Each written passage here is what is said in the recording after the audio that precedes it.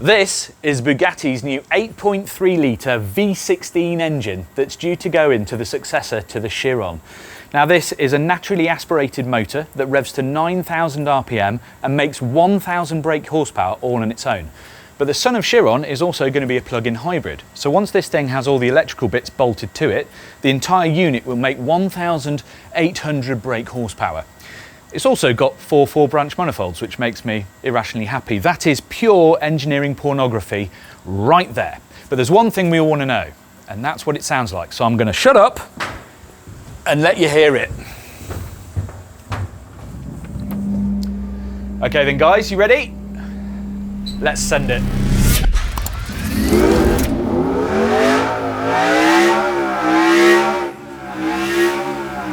You're not really supposed to do this, but come with me.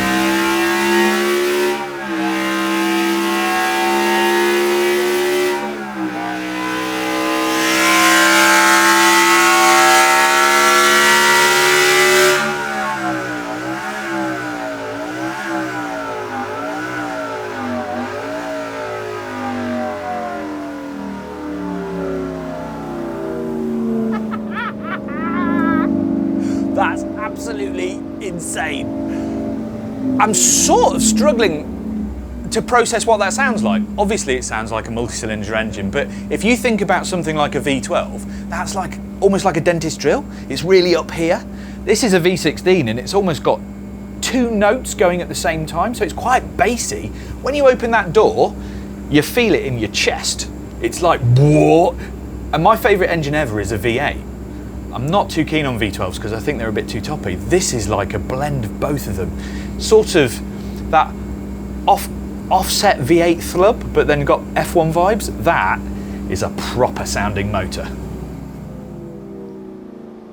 Just as an aside, let's do a little comparison because these are the songs of our people. Let me know in the comments which is your favourite.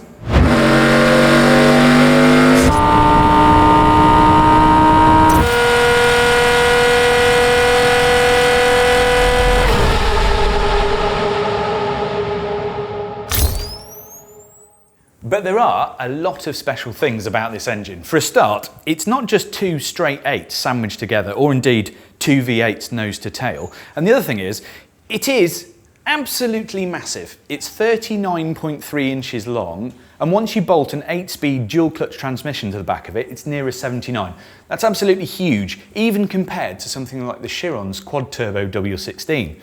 Now the other thing with this is it's going to be a plug-in hybrid, so it's going to have a battery pack that drives 3 electric motors.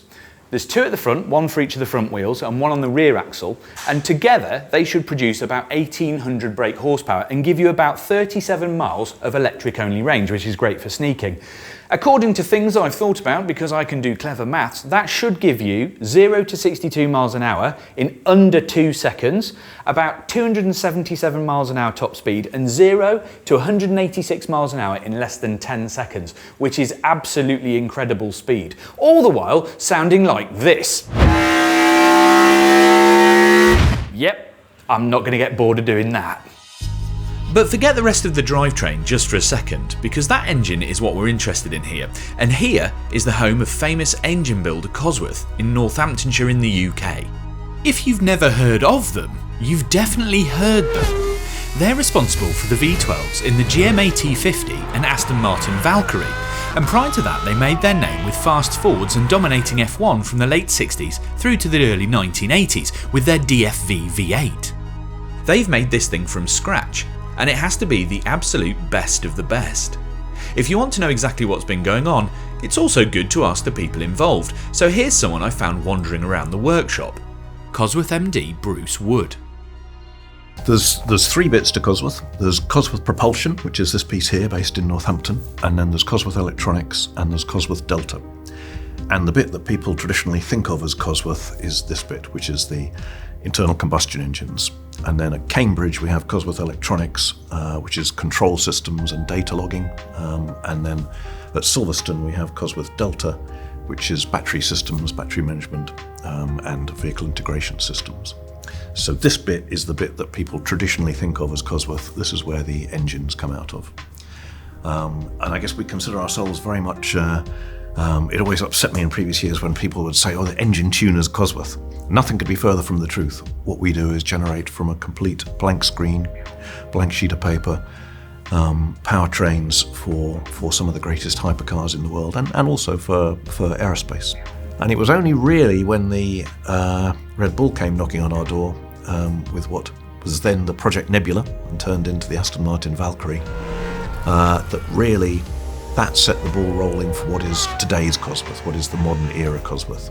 And it was that Valkyrie that was transitional for us in realizing that actually here was the perfect marketplace where we could take everything we had learned through motor racing, everything we had learned through high-performance road engines, everything we were at that time learning about in terms of combustion systems and emissions and drivability, and put it into one package which frankly could afford the Cosworth services. You know, we'd come from Formula One.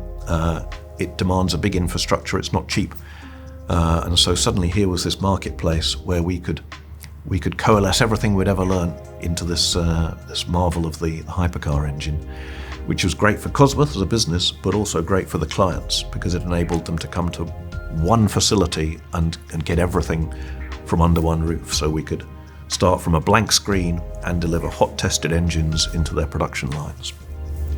Nobody needs a V16 realistically, right?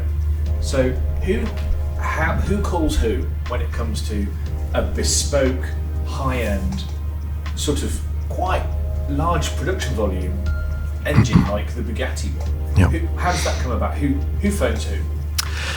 So that came about, interesting, when I picked up the phone one day to a number I didn't recognise, and the voice at the other end said, "Hi, it's Rimac."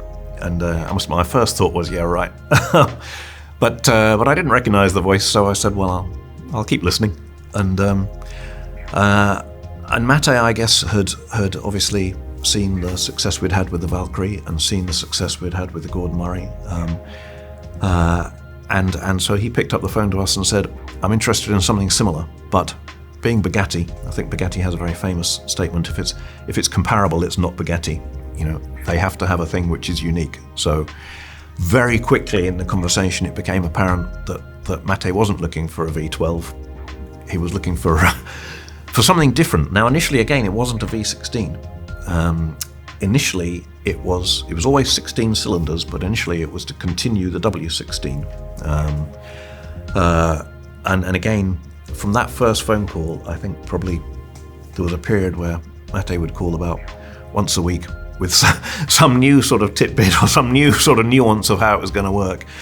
And then I think I would email him back about once a week after I'd thought about it for a bit, and we'd got together as a team and we'd said, how might that work?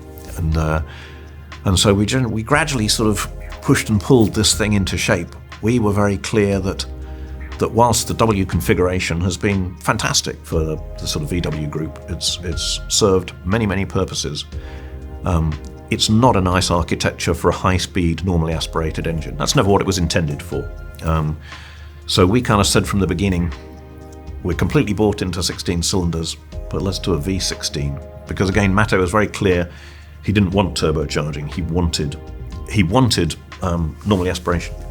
That was very clear from the beginning. And that again comes back to the thing that you simply cannot beat the driving experience of a big, normally aspirated, high-revving engine. The throttle response is so instantaneous. The noise is so glorious because, you know, we're all familiar with exhaust noise, but with a turbocharger, you don't get the induction noise. The thing which has made such a big splash in the media around the T50, Gordon Murray's car, is the induction noise, because it's right over your head. You don't get that with turbochargers. So part of the thing about these sort of cars, these hypercars, like you say, nobody needs 16 cylinders, nobody needs 12 cylinders, truth be told, but they are glorious pieces of engineering. I know I'm bound to say this, but personally, the world is a better place for these things, because they're an opportunity for everybody to put their heart and soul into these things and make these magnificent pieces of engineering. And the 16 is just extraordinary. The butterfly doors, they're not because it's easy to get in and out of, they're theatre.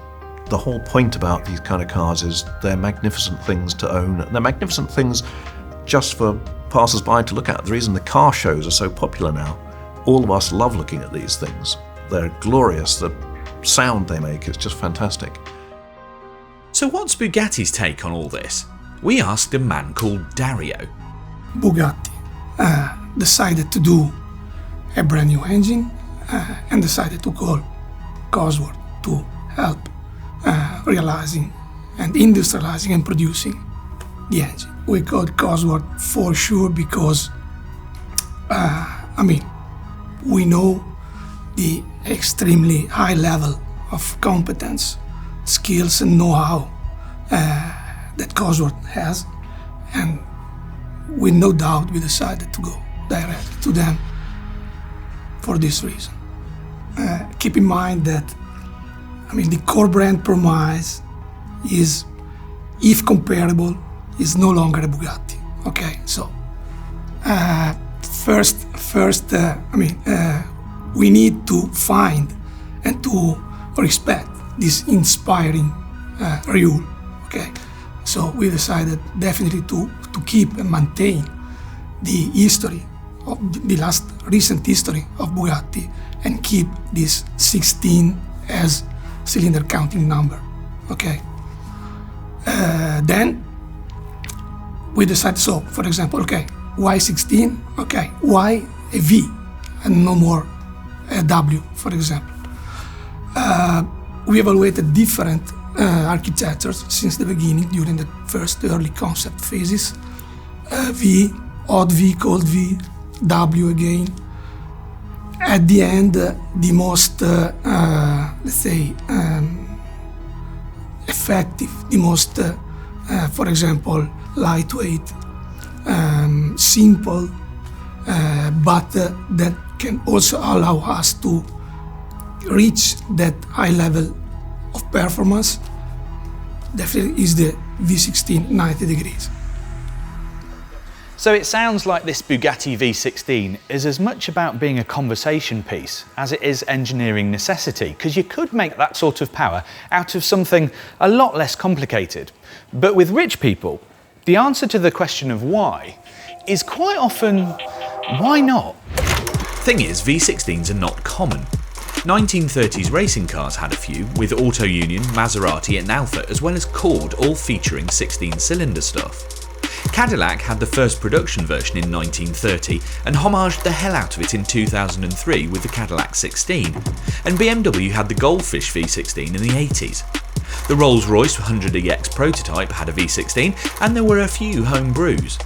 But the later stuff all had one thing in common: they were concepts, not racers, not usual, and definitely not production. In fact, the only other V16 production car that I can properly remember is probably the Cesetta Marauder. Now, that was a weird car that was made by ex-Lamborghini employees. It looked a bit like a Diablo, and it had two of the flat-plane Uraco V8s sort of melded together to give it a V16. But they did only ever make 13 of those cars. So if this successor to Chiron with its V16 actually makes the 250 unit production, it will make it the most production V16 ever. That means that Cosworth has kind of found a rather nice niche for itself, and it's how new CEO Dr. Florian Kamelger sees the company's future. Where I grew up in the northern part of Italy, we were back in the days where I was 10 years old, we had to choose between a Lancia Delta Integrale and a Ford Sierra Cosworth, and that's where my understanding and my brand awareness of Cosworth comes from, and I've never lost track because I think it's one of the biggest brands in the partnering the automotive industry. Really, we will continue approaching the luxury environment in the automotive industry, the hypercar segment, the segment of the high net worth individual and the ultra high net worth individual customer. And I think the company has proven since about 8 years that it is the pinnacle of the automotive supply in that. My background is luxury and customer experience. And luxury is something we see the potential for the future for Cosworth, absolutely. you can compare it a little bit to the Swiss mechanical watch industry. I obviously moved then from Italy through Austria to Switzerland, and I've been in Switzerland since long. And if you want to have an accurate watch, you go and buy a whatever, Casio or Apple Watch, and that asks the question, what is luxury? And I think luxury is what you want, what you desire, what you don't necessarily need. And the same applies to hypercars. I think a customer who is appealed by such a car, for him it's not about the car only, it's about the experience to have this car, about the experience to hear the noise, about the experience to run the sound on a racetrack or on a alpine pass or wherever. I think it is about things money can't buy, really. The space for these kind of, if you like, beautiful engineering works of art is definitely a position for Cosworth, and that is, when you think of it as engineering artworks, if you like, rather than A to B transport, then that is the place for Cosworth. I think, not saying we won't have some influence and some input, and we certainly have an interest in A to B transport, but the place that we excel, the place that is our home more than anywhere else, is in this this glorious engineering artworks, and in that space, like you say, the more outrageous, the better. Yeah. So there you have it, a little idea of what's going on with Bugatti, Cosworth and their new V16 engine. It's an engineering masterpiece with a little bit of excess. Oh, and they're a pair of makers that might just have given me my new favourite engine sound.